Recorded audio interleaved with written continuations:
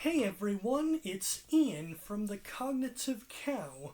Now, I haven't uploaded in a while because, here's the thing. The screen recording app I was using to record those silly animations of the cow with, I was kicked off of that particular screen recording app because I wrote a song, and the review team is run by AI, and some trigger words triggered the AI, and they completely locked me out of my account. So I can no longer use the screen recording app I was using. I've been looking for another one, but that's not what this video's about, okay? So, nothing happened, I'm fine, I didn't die, but the bad news is, as you may know, there have been some bills passed here in the South. Yes, I am surrounded by red states. And these red states politicians think they get to control everybody's bodies and say who we can and cannot date and what we can and cannot wear just because you're going to protect the children. It's going to protect the children. Yeah, they didn't care about protecting children when they signed all those laws making it okay for people to carry machine guns into schools, but that's beside the point. The specific law I'm talking about, as you may know, is the anti-drag bill in Tennessee. So to protest that bill, I am here in drag. Yes, well, all of these clothes I got from the men's department, technically, but for all intents and purposes, I'm in drag because of the lipstick, right? And to protest this anti-drag bill, since we're not allowed to read stories anymore just because we wear makeup, I'm going to read a story in makeup, just to make the conservatives mad. Boo-hoo, conservatives. No one likes you. Get out of Congress. Anyway, so this story that I have written, as some of you may also know, there is a movie out called His Only Son. It's about Abraham and Isaac's journey. You know the story where Abraham hears a voice in his head that tells him to murder his son because God wants him to? Yeah, that's, you know, that same God that puts tumors in people's pancreases? That God. Now, of course, as most people know, he didn't kill his son because the voice came back and told him he didn't actually want him to do it. And then he basically, you know the story from there. But what if the story went differently? What if Abraham was sane and moral, and he had actual human ethics, and he knew that murdering people isn't right just because a voice in your head told you to do it? What if instead, I mean, in the story that I wrote, he does still go through with the order, but afterward he realizes this God is crazy, and he tries, this is the story of him trying to escape from that God. And let's just begin this new series called Tales from the Closet. Chapter 1. "This God is crazy," said Abraham as he was running down the mountain with his son Isaac. "But he's the God of our ancestors," Isaac argued. "We have to obey what he says. Our ancestors spent their whole lives just trying to survive his unreasonable wrath," Abraham pointed out. "In fact, this God is so violent and so dangerous that your great-great-great-great-grandfather Noah had to build a giant boat to escape his wrath." Halfway down the mountain, Abraham broke down in tears over what he had put his son through. Isaac sat down beside him and put his hand on his shoulder. "I forgive you, Dad," he spoke softly. "I forgive you too," said Sarah, who was waiting for him on the other side of the mountain. "Sarah?" Abraham was consoled at the sight of his wife by his side after that traumatic event, which I forgot what part of Genesis it was, but you probably know. I came as soon as Hagar told me the news. Eleazar and the other 318 servants are on their way too." Abraham wiped his tears as his other son Ishmael, his mother Hagar, the chief servant Eleazar, and 318 other human beings that Abraham literally owned as property because the all-powerful, all-knowing God forgot to tell him not to own people as property, came down the mountain to meet him. Abraham was moved with pity for the 318 people he had wrongfully enslaved, and he was grateful that despite all the abuse he put them through, in his belief that they were less than human, that they would choose to be by his side in his time of need. "Ladies and gentlemen," he addressed them for the first time in their whole lives, "I was wrong. I had been told by this God that part of my blessing was to own you as property, to make you do things I was too lazy to get off the couch and do myself, and for that I am sorry. If being blessed by God means I am required to enslave and whip my fellow human beings just because they're different," he tore off his expensive robe and sash and continued, "Then I don't want to be blessed anymore." The crowd cheered and applauded as Eleazar went around to each one of the servants with a key, unlocking their chains before he had his own chains unlocked by Abraham. Suddenly, a pillar of smoke arose from the top of the mountain, and it quaked. "What is the meaning of this?" God shouted angrily. I told you all to stay at the camp. Do you insurrect?" "We are not property anymore," Eleazar proclaimed. "We are human beings, and if we are truly created in your image, we are owed the same civil rights as all He collapsed mid-sentence and started puking sulfuric acid, which he sank into, like quicksand, as everyone watched in horror. Sorry for the technical difficulties, this is not a real book.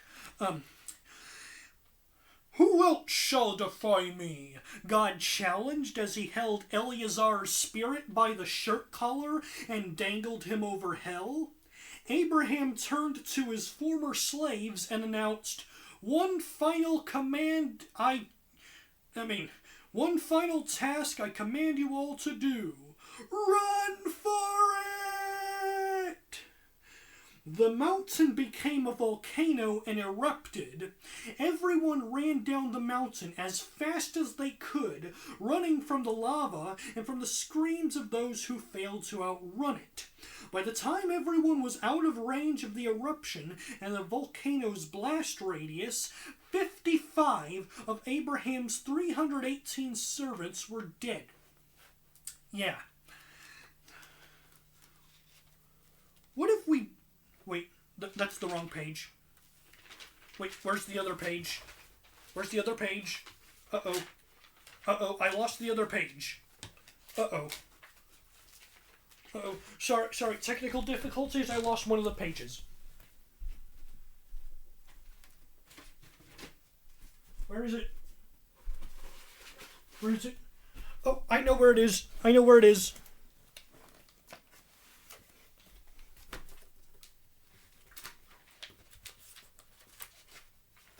I don't know where it is. I don't know where the other page is. Hold on, let me pause the recording while I find the other page.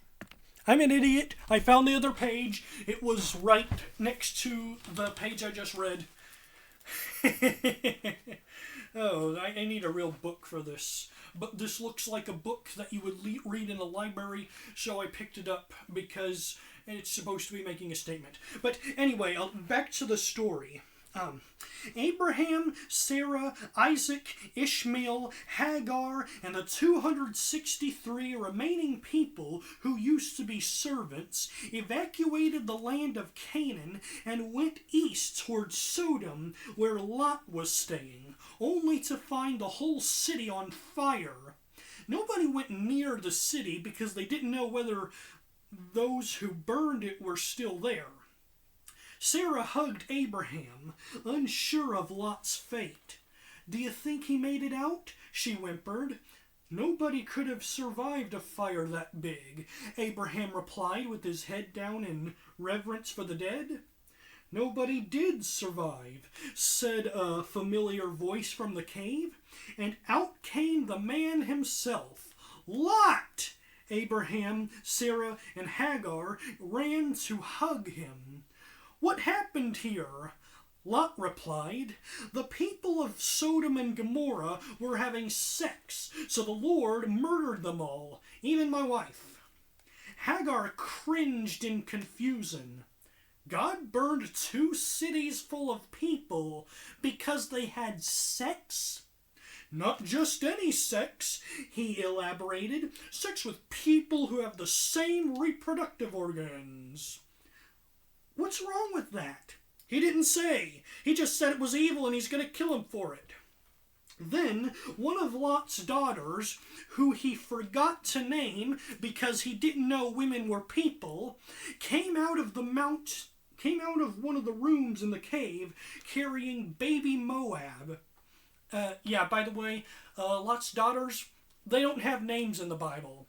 We don't know what their names were because back then, the white guys who wrote it believed women were property because their all-knowing God forgot to tell them that they're not. But anyway, "Can you keep it down, babe?" she requested. "Moab and Ammon are sleeping." "Oh yeah, by the way, I forgot to mention, after that whole Sodom and Gomorrah story, where Lot's wife, she looked back at the fire and she turned into a pillar of salt. This is a really, really, really bad story. But Lot, he and his daughters moved into a cave and they got him drunk because, the wife was dead, and they needed a man to inherit all the stuff because, again, the all-knowing God forgot to tell them that women weren't property and that women could, in fact, inherit things and manage things very well. But they didn't know that, so they wanted a son. So the daughters got Lot drunk to, and then they had Moab and Ammon. Those were their sons. This is really gross. The Bible is full of stories like these. You'd think that it's no wonder that people in Alabama want everyone to follow it, they love that stuff. But anyway, an awkward silence came over the room. Abraham, not believing his eyes, pointed out, "Lot, isn't that your daughter?" "Yes," he replied, as it suddenly hit him what he had done. So, why is your daughter calling you babe?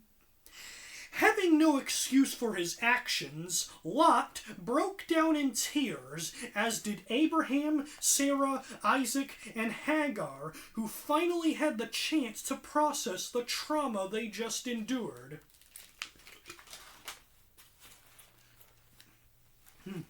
What have we done with our lives? Lot's daughter cried, trying to cradle Moab back to sleep. Lot was about to hug her, but shrunk back in regret of what he had done, and said, "I wish there was a way for us to stop this evil god." As soon as he said that, a portal from the future opened, and Jesus came out.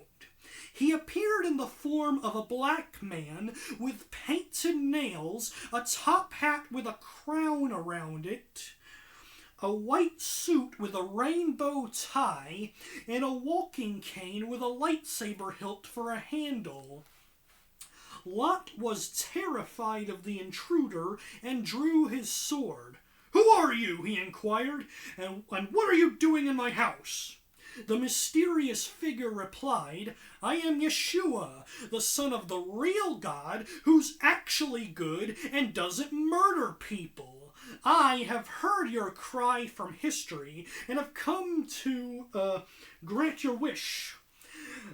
The God you've been serving for the past 40 years is not the real God. A God who is all good will not command you to do evil things like sacrifice your kids and own people as property. But the God whose son I am is on a mission to retrieve his lost sheep and not push them further away by telling them horrible tales of murder and genocides against the blacks, gays, and women. Yet these are exactly the tales your descendants of the future will build religions, nations, and cultures around." Everyone turned to Isaac with fear in their eyes, and he knelt down and leaned forth his head to be cut off. But Yeshua said, "Spare him. We still have one chance to stop all the horrors this filthy, worthless God will inflict upon future generations. But you have to trust me." Suddenly, the earth thundered with a voice shouting, "Yeshua!" From over the horizon, God came racing toward them out of the sky, surrounded by fire. "Everyone in the portal!" Yeshua emphasized. "Now!" Abraham, Sarah, Isaac, Lot, and his daughters and grandsons, and the 263 former servants ran inside the portal. But not all 263 could make it in time, obviously. "There's too many people," Yeshua pointed out. "We won't be able to close the portal in time if we wait for all of them." The fireball was getting closer as the former servants started trampling each other to get into the portal. Their progress obviously bottlenecked at the entrance to Lot's cave, which, while it was the size of a regular house door, could not funnel all 263 before the fireball arrived. So only 95 made it through the portal before it closed, and the rest were vaporized instantly. Yep, that's God for you. Inside the portal, there was a vast expanse of blank white nothingness, interrupted by a single door. "Where are we?" Abraham asked. "This vast nothingness is just a security measure," Yeshua explained. "Where we need to be is right behind this door." He pulled a key out of the pocket of his suit jacket and unlocked the door. This time everyone... Oh, I forgot the page doesn't turn. This time everyone made it inside. When everyone but Yeshua saw what was inside, their jaws hit the floor. "What is this place?" Abraham whispered. This, Yeshua explained, is time. What does that mean? You'll have to find out next time on Tales from the Closet. I hope you enjoyed, and I'll see you in the next video if I still have a home. I probably still will, but in case I don't, keep fighting, trans army. Oh, right, this is the symbol, not this. Keep fighting.